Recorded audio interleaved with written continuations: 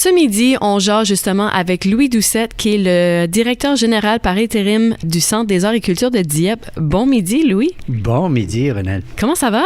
Ben, ça va bien. Qu'est-ce qui se passe au centre? Parce que là, on le sait, on est dans une pandémie mondiale. Il se passe bien des choses. Il y a beaucoup de choses qui sont annulées. Des spectacles qu'on était censés d'avoir, des activités. Et là, qu'est-ce qui se passe avec le centre? Ben, on a été effectivement dans les 2 derniers mois en période de remue-ménage pour essayer de repenser notre livraison de services. Okay. On a été effectivement fermé, COVID oblige. On devait ouvrir les portes du centre d'abord pour accéder aux expositions qu'on a dans la galerie d'art avec Guillaume Desrosiers-Lépine et Georgette Bourgeois, qui est artiste résidente. Oui.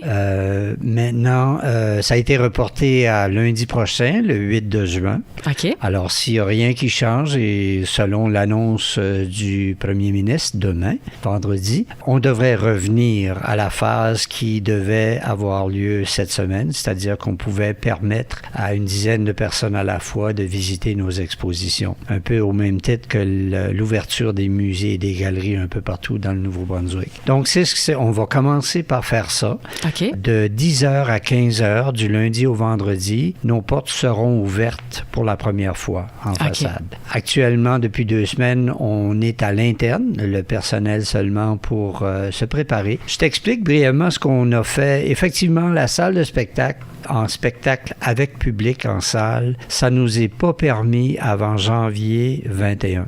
OK. Ce qu'on a dû faire, c'est les spectacles de David Miles, Catherine Levac, Hurt et Réal Leblanc. En fait, tout ce qu'on avait programmé à la fin de l'hiver et au printemps a été reporté dans la saison janvier-mars 2021. OK. Tout ce qu'on avait de pré-programmé, les ententes contractuelles qu'on avait dans notre nouvelle programmation d'automne, a également été reporté en partie à l'hiver, mais une majorité de ça, en consensus avec Radar, qui est le réseau atlantique de diffusion des arts de la scène, avec qui on fait beaucoup de notre programmation, a été reporté à l'automne 21. OK. Alors, ça a quand même une incidence importante pour les artistes. Oui, absolument. La caserne ne pouvant pas être utilisée pour accueillir du public, on a décidé de convertir l'installation en studio d'enregistrement pour faire du virtuel. Ah, OK. Donc, on a investi beaucoup de sous et d'énergie dans les 2 derniers mois. D'ailleurs, la scène est en train d'être repeinturée ce matin. Elle se fait faire une peau neuve? Oui, la salle va faire peau neuve. On en avait besoin parce qu'il y a beaucoup des équipements électroniques et d'éclairage dans la caserne qui étaient désuets. Ça faisait déjà plus de 10 ans que c'était en opération. Oui. Donc ça, on a fait ce ménage grâce à une contribution des gouvernements provinciaux et fédéraux. OK. Et donc, on va utiliser la caserne comme un studio pour faire des webinaires, des web-diffusions, des Facebook Live et on va permettre à certains artistes d'utiliser la caserne comme un studio d'enregistrement pour faire des promotions. On sait qu'il y a beaucoup de diffusions actuellement virtuelles. Oui. Mais des fois, la qualité souffre un peu parce que c'est fait un peu à la bonne franquette à la maison. Oui. On va quand même offrir aux artistes la possibilité d'utiliser nos installations pour faire ça. Donc ça, c'est déjà une nouvelle façon de se repositionner. Pour ce qui est de l'Académie de ballet, il n'y a pas de cours prévus en studio avant l'automne. OK. Pour ce qui est de l'école de musique de Dieppe, ici au 2e étage, l'intention est de recommencer graduellement la dispense des cours à partir du mois de juillet. OK, parce que j'imagine que ce n'est pas des gros groupes de toute façon. C'est généralement du 1 à 1, c'est-à-dire le professeur qui rencontre son élève en violon, piano, percussion, ainsi de suite. Mm-hmm. Alors ça, on pense que ça recommencerait en juillet. OK. Seulement. On a réfléchi beaucoup et on a fait beaucoup de scénarios sur les camps d'été parce que normalement, le Centre des arts présente des camps artistiques en art visuel, poterie, différents volets. il y a plus de restrictions actuellement que de possibilités. On serait limité à 15 enfants par camp avec un moniteur unique. Alors là-dessus, on est encore en train de faire du travail. Ça serait, si c'est offert, ça ne sera pas offert avant juillet. OK. La province a demandé à ce que les camps de jour puissent débuter seulement à partir du 19 juin. Mais le mois de juin, c'est justement dans la semaine de notre réunion générale annuelle. Donc, on va valider avec notre conseil d'administration. Avec seulement 15 enfants, on ne veut pas non plus surtaxer les enfants par rapport à ce que ça coûte. Oui. Parce que normalement, nos camps sont ciblés pour 25 à 30 enfants. Donc, en ayant un volume réduit de 50 les dépenses ne sont pas forcément réduites de 50 non plus. Non. Alors, ça, c'est une question de comptabilité là, qu'on est en train de finaliser. Ça va être un pensez-y bien, là. C'est un pensez-y bien, mais on est conscient que la population et que les jeunes cherchent des activités pendant l'été. Donc, absolument. On veut essayer de répondre à un besoin de ce côté-là.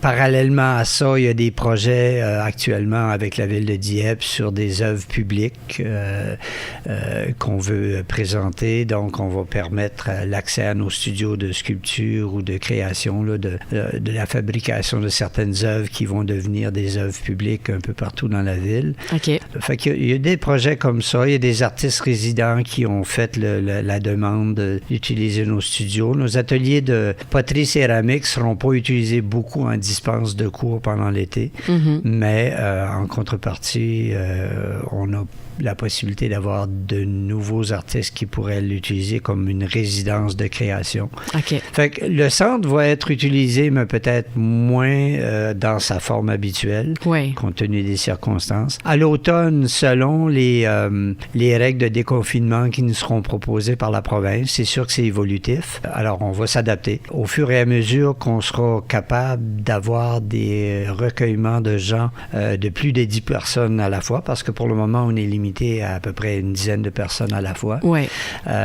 Mais dès que le 50 personnes extérieures sera transposable à l'intérieur, là, on pourra faire des petites soirées cabaret. On avait déjà tout un scénario de prévu pour faire des soirées cabaret.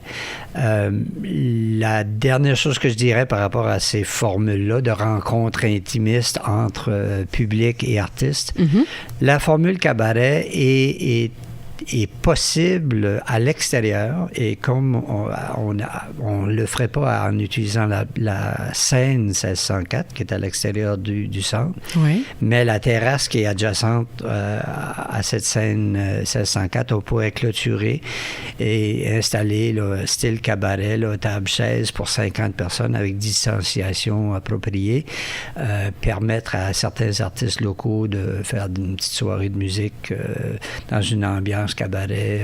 Notre permis d'alcool nous permettrait aussi d'offrir ce service-là à l'extérieur. Donc, c'est encore à l'état d'intention, mais la capacité réelle de le faire, c'est ce qu'on explore pendant le mois de juin et ça serait des propositions qui seraient effectives en juillet ou là, dans les belles soirées. D'accord, Louis, on va aller en pause et puis on revient parler des activités qu'on était censé d'avoir cet été, que ça va changer peut-être un petit peu. Bien sûr.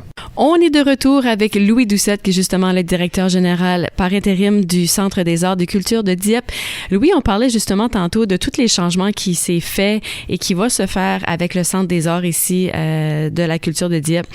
Et on a l'habitude d'avoir les mercredis chauds, on a l'habitude, là, l'été passé, on s'était gâtés avec une zone pleine d'activités pour toutes les familles, pour tous les goûts. On avait la petite brasserie. Là, cet été, on peut s'attendre à quoi? En fait, j'aimerais dire qu'il y a énormément d'activités encore proposées cette année, mais la consigne pour le moment, c'est la distanciation oblige et les rassemblements de 50 personnes au maximum seraient tolérés, mais avec la ville de Dieppe, je sais que la zone connexion n'aura pas lieu cette année. c'est reporté à l'année prochaine. Festival de la récolte, on est en révision sur la façon de livrer l'activité. Le festival Fresh Tea, est-ce qu'on peut s'attendre à ça, vu que c'est... Fresh Tea, pour le moment, j'ai pas connaissance que ça a été annulé, OK.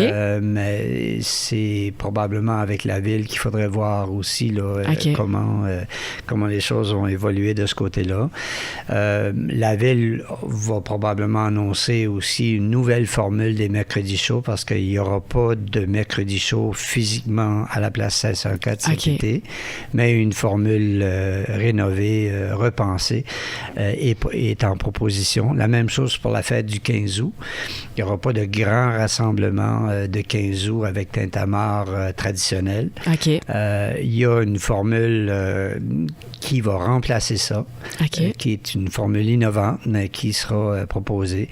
Certains des effectifs du Centre des arts vont être utilisés pour la réalisation de ces projets. OK. La ville va sûrement l'annoncer incessamment.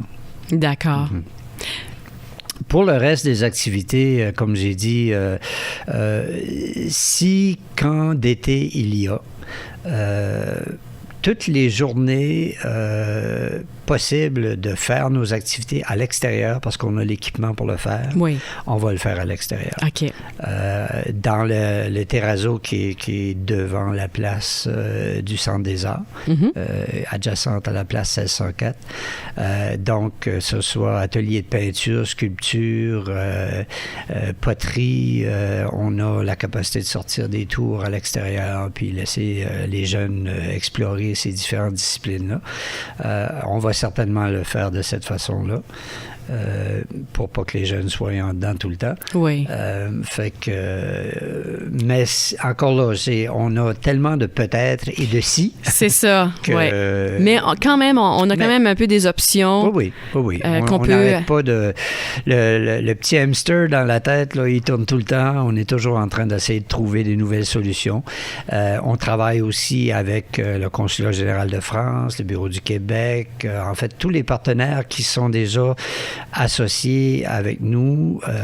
On est en réflexion. OK. On tente de se réinventer et tous les efforts sont mis pour qu'on soit capable quand même de faire en sorte que le Centre des arts et de la culture reste présent à l'esprit des gens.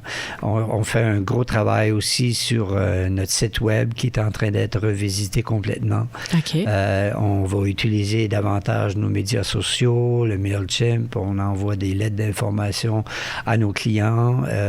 D'ailleurs, les clients, je parle des clients, mais ceux qui sont détenteurs de billets de spectacles qui n'ont pas eu lieu, qui sont reportés, allez sur nos sites web. Au jour le jour, on actualise l'information. Vous avez 4 ou 5 options avec vos billets. Okay. Ceux qui, de façon définitive, veulent recevoir un remboursement, on va le faire. Mais on offre différentes alternatives aussi. Vos billets ont toujours la même valeur. Votre siège est garanti à la nouvelle date. Et si vous voulez convertir vos billets en bons d'achat pour éventuellement un crédit, on rajoute un 25% sur la valeur des achats initiaux qui peuvent être échangeables sans date limite à nos prochaines propositions artistiques qui seront présentées à la caserne dès qu'on sera capable d'offrir des spectacles en caserne. D'accord. Ben, merci beaucoup, Louis. Au plaisir.